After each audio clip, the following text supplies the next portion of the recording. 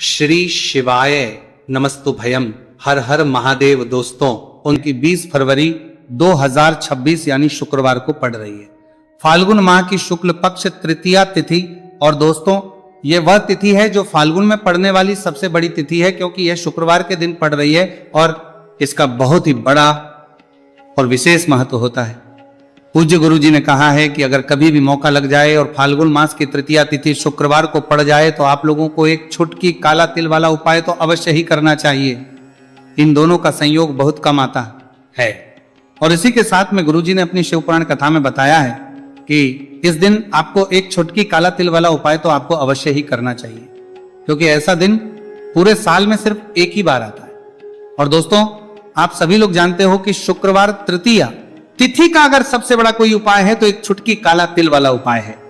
तो दोस्तों, शुक्रवार तृतीया तिथि के दिन आप लोगों को इस एक छुटकी काला तिल वाला उपाय को जरूर करना है।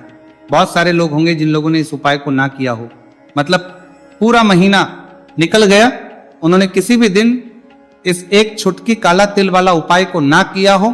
पर दोस्तों, आपके पास एक आखिरी मौका बचा हुआ है, जो कि 20 फरवरी शुक्रवार तृतीया तिथि के दिन है।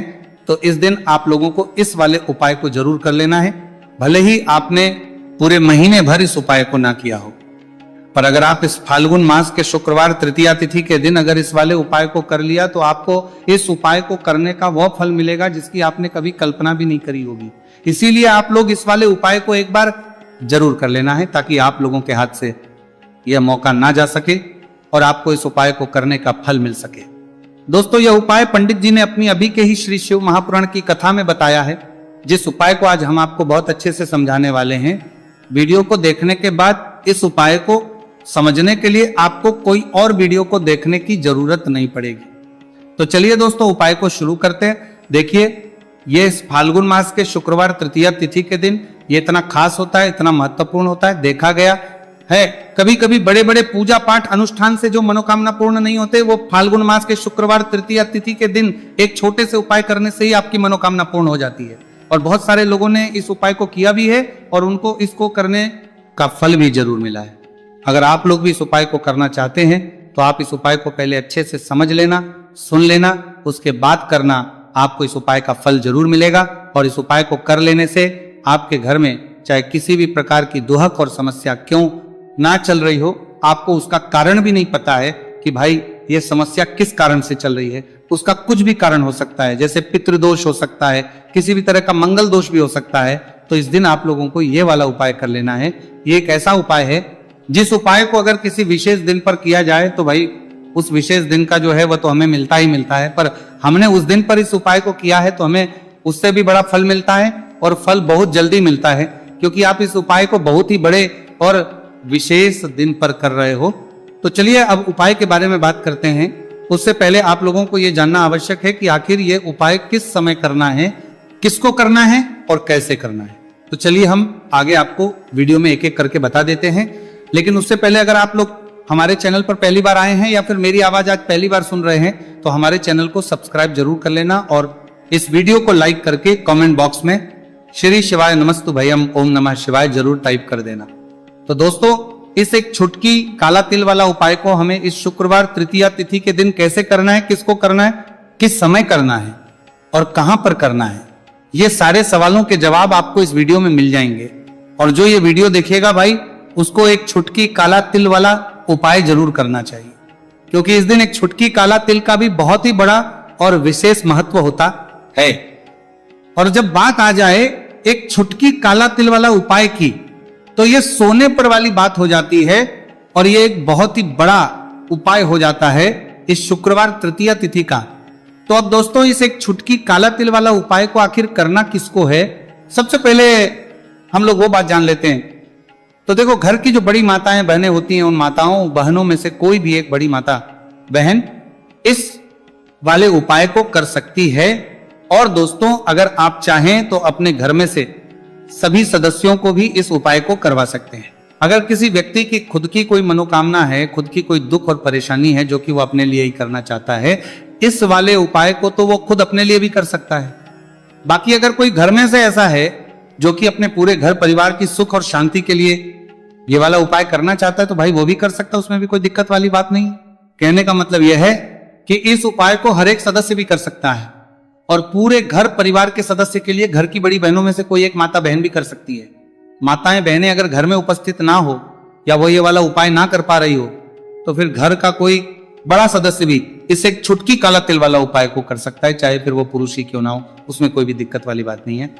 अब दोस्तों जो अगला प्रश्न निकल कर आता है वह यह आता है इस उपाय को लेकर के आखिर इस उपाय को हमें किस समय करना है, सुबह के समय करना है कि शाम के समय करना है। तो देखो इस वाले उपाय को आप लोग सुबह भी कर सकते हो और शाम के समय प्रदोष काल में भी कर सकते हो।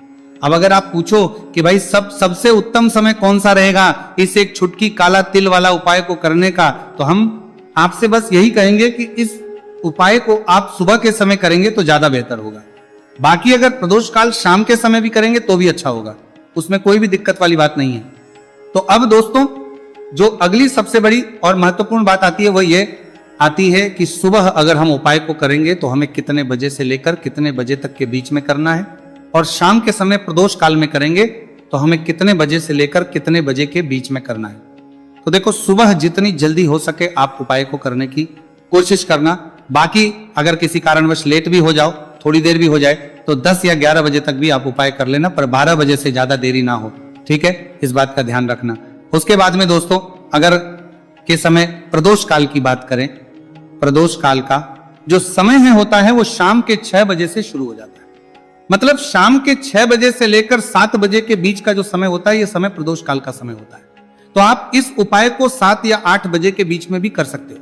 मतलब शाम के 6 बजे से रात 8 बजे के बीच में आप कभी भी इस वाले उपाय को कर सकते हो, उसमें कोई भी दिक्कत वाली बात नहीं है। देखिए आज के इस पूरे वीडियो में हम आपको 3 चमत्कारिक उपाय बताने वाले हैं। ये तीनों ही उपाय बहुत खास और बहुत ही विशेष होने वाले हैं।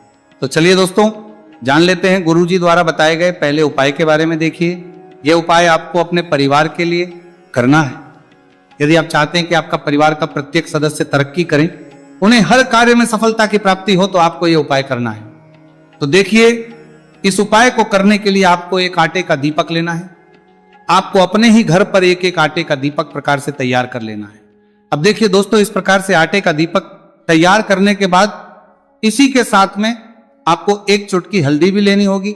अब ये दोनों ही सामग्रियां लेकर के आपको पहुंच जाना है अपने ही घर में तुलसी जी के पौधे के पास में। देखिए कई लोग कमेंट करके पूछ रहे हैं कि क्या हम तुलसी जी के पौधे के वहां पर, हमारे घर में जो तुलसी जी का पौधा है वह सूख चुका है, तो वहां पर भी इस उपाय को कर सकते हैं। तो हाँ बिल्कुल आप इस उपाय को, जो आपके घर में तुलसी जी का पौधा है वहीं पर आपको यह उपाय करना है। देखिए सबसे पहले तो आपको ये जो उपाय है सूर्यास्त के बाद यानी कि रात्रि के समय में ही करना होगा।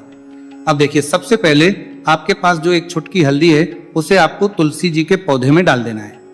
अब देखिए आप जो एक आटे का दीपक लेकर के आए हैं, सबसे पहले तो आपको उसे तुलसी जी के पौधे के पास में रखना है, और तुलसी जी पौधे के पास में रखने के बाद इस दीपक में हमें शुद्ध घी का प्रयोग करना है, और इसी दीपक में हमें गोल रूप की बाती का प्रयोग करना है।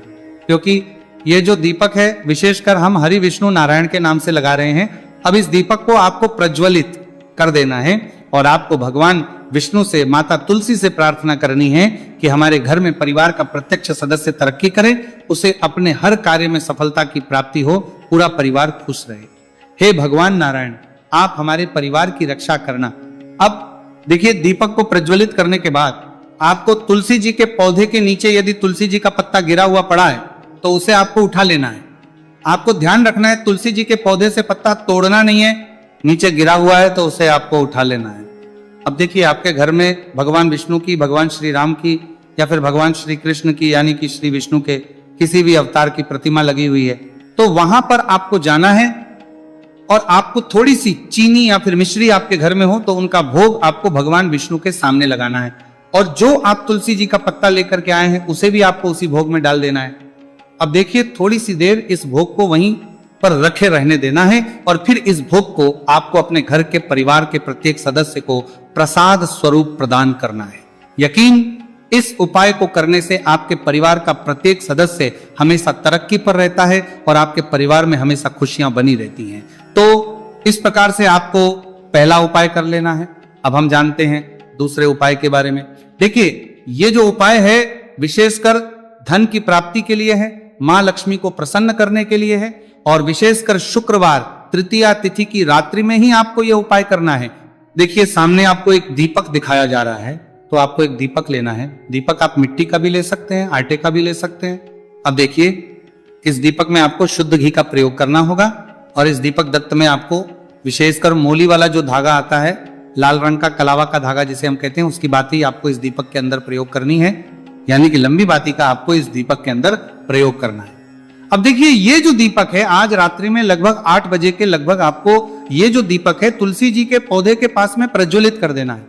दीपक की जो बाती है उसका मुख आपको उत्तर दिशा में रखना है, इस बात का ध्यान रखना है। और आपको ओम महालक्ष्मी नमः इस मंत्र का लगातार जाप करते रहना है। देखिए इस मंत्र का आपको 11 बार या फिर 108 बार जाप करने के बाद तुलसी जी के पौधे के नीचे से थोड़ी सी मिट्टी उठानी है। देखिए वो तब तक मिट्टी का जल शिव जी पर चढ़ने का और उपाय को करने का बहुत बड़ा आपको इस दिन फल मिलेगा, तो इसीलिए इस दिन हो सके तो भाई मिट्टी का जल चढ़ाना तो अपने साथ में कम से कम 1 लोटा जल तो आपको लेकर जाना ही जाना है। अगर मिट्टी का जल नहीं है तो घर का जल भी आप इस्तेमाल कर सकते हो। इसके अलावा जो भी पूजन सामग्री है, देखो 11 के दाने ये अलग आपके रहेंगे और जो आपकी पूजन सामग्री रहेगी वो अलग रहेगी। पूजन सामग्री में आप जो भी चीज लेकर जाना चाहे वो लेकर जा सकते हैं, एक बेलपत्र भी लेकर जा सकते हैं, उसमें कोई भी दिक्कत वाली बात नहीं है। वहीं अगर हम बात करें शाम के समय की, तो शाम के समय शिव जी पर जल नहीं चढ़ता है, इसीलिए शाम के समय आप लोग एक दीपक तैयार कर लें जो कि गोल तीखा आटे का शुद्ध देसी गाय का घी का होगा, है ना। इस बात का आप लोगों को ध्यान करना है और इस दीपक को आपको घर से जलाकर नहीं लेकर जाना है, भगवान शिव जी के मंदिर में जाकर ही जलाना है। इस बात का भी आप लोगों को ध्यान रखना है। अब दोस्तों यहां पर हमें इस बात को समझना है कि ये 11 चावल के दाने हमें लेना कहां से है। क्या हमें दुकान से लेकर आना है या हमें अपने घर से लेना है या कहां से लेकर आना है और कौन से चावल लेना है, क्योंकि चावल भी बहुत प्रकार के होते हैं। तो देखो इन सभी सवालों के जवाब आप लोग एक बात में सुन लो कि भाई जो उपाय है, इस उपाय में आपको यह नहीं देखना है कि भाई कौन से चावल है कौन से चावल नहीं है। बस जो भी चावल ले रहे हो वो चावल का दाना सबूत होना चाहिए, मतलब साबुत होना चाहिए, टूटा हुआ नहीं होना चाहिए, कटा पीटा नहीं होना चाहिए। ये बात आपको ध्यान रखना है। बाकी आपका चावल बासमती हो या सादा चावल हो या कोई सा भी चावल हो, उसमें कोई भी दिक्कत वाली बात नहीं है।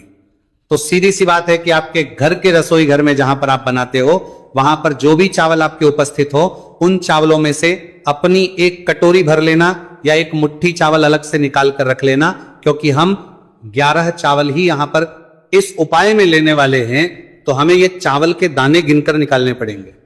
इस बात का आप लोगों को ध्यान रखना है। तो अपने उस चावल की कटोरी में से या चावल में से 11 ऐसे चावल के दाने आप लोग निकाल लो जो कि टूटे हुए ना हो, कटे पीटे ना हो, कोई दाग ना लगा हुआ हो, है ना। अच्छे साबुत चावल के दाने 31 दाने आप लोग निकाल कर रख लो और इन्हें किसी भी एक कागज की पड़िया में या किसी एक छोटी सी कटोरी में आप लोग रख लो, ताकि ये सुरक्षित रहे, आपके एक भी चावल का दाना इधर उधर ना हो और आपका उपाय भी पूरा अच्छे से हो जाए। तो भाई जैसे ही आपका उपाय की जो सामग्री है 11 चावल के दाने ये तैयार हो जाते हैं, उसके बाद में आपको जो भी अपनी पूजन सामग्री है, सुबह समय कर रहे हो तो 1 लोटा जल और एक बेलपत्र या पूजन सामग्री जो लेकर जाना चाहो उसकी भी तैयारी कर लेना।